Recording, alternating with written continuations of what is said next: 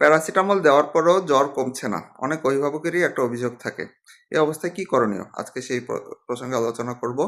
আসসালামু আলাইকুম, আমি ডাক্তার আব্দুল্লাহ আল মামুন। যে কোনো ইনফেকশন জনিত রোগের একটা প্রধান লক্ষণ হচ্ছে জ্বর।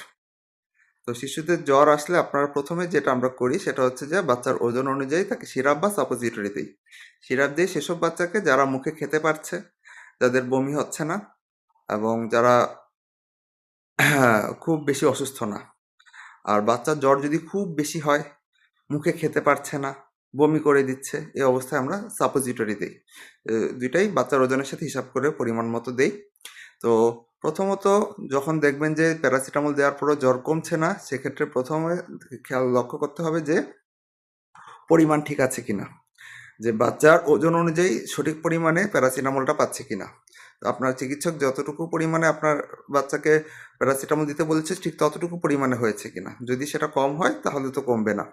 দ্বিতীয়ত লক্ষ্য করতে হবে যে দেওয়ার পরে কমপক্ষে 1 থেকে 2 ঘন্টা সময় লাগে, এই সময়টা গিয়েছে কিনা। আপনি দেওয়ার 15-20 মিনিট পরেই যদি জ্বর মেপে দেখেন তাহলে এই সময় এত অল্প সময় কমবে না। যে সময় দিতে হবে 1 থেকে 2 ঘন্টা, এরপরও কমছে না, তখন কি করণীয়? তখন করণীয় হচ্ছে স্পঞ্জিং, টেপিড স্পঞ্জিং বা কুসুম গরম পানি দিয়ে গা হাত পা মুছিয়ে দেওয়া।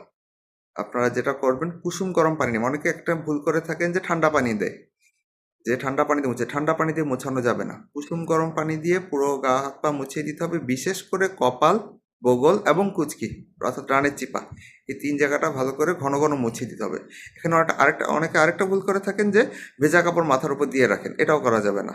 এটাতে শিশু ঠান্ডা লেগে যাওয়ার একটা সম্ভাবনা থাকে। তো যেটা করতে হবে, মুছে বাতাসে শুকাতে হবে, সে পানিটা মুছে কাপড়টা সরিয়ে ফেলতে হবে। এবং এটা কুসুম গরম পানি দিয়ে করতে হবে। এটা আপনারা 30 মিনিট পর পর করতে পারবেন। এবং পরবর্তী প্যারাসিটামলের ডোজ, সেটা সাধারণত 6 ঘন্টা পর পর বলি, যে একটা ডোজ থেকে প্যারাসিটামলের আরেকটা ডোজ 6 ঘন্টা পরে দিতে হবে। আর যেই সময় একবার যদি সিরাপ খাওয়ানো হয় সেই সময় আর সাপোজিটর দেওয়া হবে না, আর যখন সাপোজিটর দেওয়া হয় তখন সিরাপ দেওয়া হবে না। এভাবে 6 ঘন্টা পার হলেও প্যারাসিটামলের আরেকটা ডোজ, হতে পারে সেটা সিরাপ বা হতে পারে সেটা সাপোজিটরি দিবেন। আর তার আগ পর্যন্ত যদি দেখেন যে না, প্যারাসিটামল দেওয়ার 2 ঘন্টা পরেও জ্বর কমছে না, তার 30 মিনিট পর পর বাচ্চাকে স্পঞ্জিং করিয়ে দেবেন। আর এখনকার জ্বরের ধরনগুলো এমন যে এখানে সাধারণত জ্বরগুলো প্যারাসিটামলের যে ডোজ তাতে কমতে চায় না। সেক্ষেত্রে এটাই উপায়, একটু ধৈর্য ধরে অপেক্ষা করা। সময়ের সাথে সাথে দেখা যাবে যে যদি আপনার চিকিৎসকের পরামর্শ অনুযায়ী সঠিক চিকিৎসা নেন তাহলে জ্বর আস্তে আস্তে কমে আসবে। সবাইকে ধন্যবাদ।